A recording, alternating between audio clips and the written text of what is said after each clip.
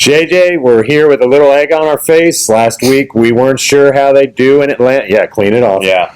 Weren't sure how they do in Atlanta. Well, they just steamrolled the Falcons. Week 18 against Arizona.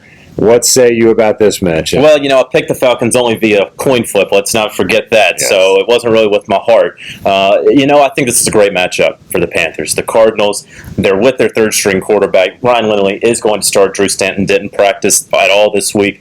They have a rushing offense that is the worst in the playoffs, the second worst in the league this season. The Panthers coming off this past game, and you can talk to us about it, what they did against Atlanta. I think they can do the same against the Cardinals. Well, I'm glad you brought up the running game because it feels like it's going to be the same type of blueprint. Steven Jackson was out of that game for the Falcons. Panthers completely shut down that running game, made them one-dimensional, and then went after Matt Ryan. 6 sacks and just 2 defensive touchdowns. I think they can do the same thing against this Cardinals backfield that's a committee approach ever since they lost Andre Ellington.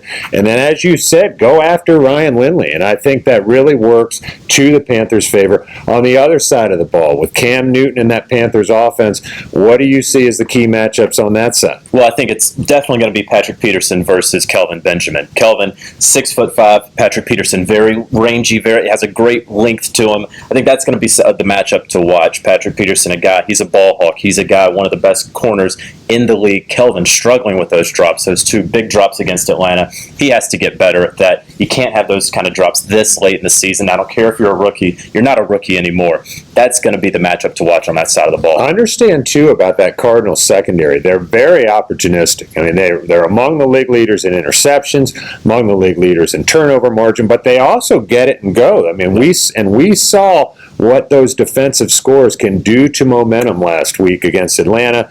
And Cam struggled against the Cardinals last year. I know there's some different personnel, but a lot of the secondary is the same. I think Cam Newton's got to avoid those sort of momentum-changing plays, and if he does, I like the Panthers in this game. I think they win by maybe 7-10 points. You're right. This game is completely different than last game. There's only 7 starters back for the Cardinals. There's only 9 back for the Panthers, so it's going to be extremely different. But I agree with you. 7-10 points, that's probably going to do it. Ryan Lindley can't really play from behind. He hasn't played with a lead before this season. I'm going to take the Panthers here in Bank of America. Which will take us to Week 19 next week if we're both right this week.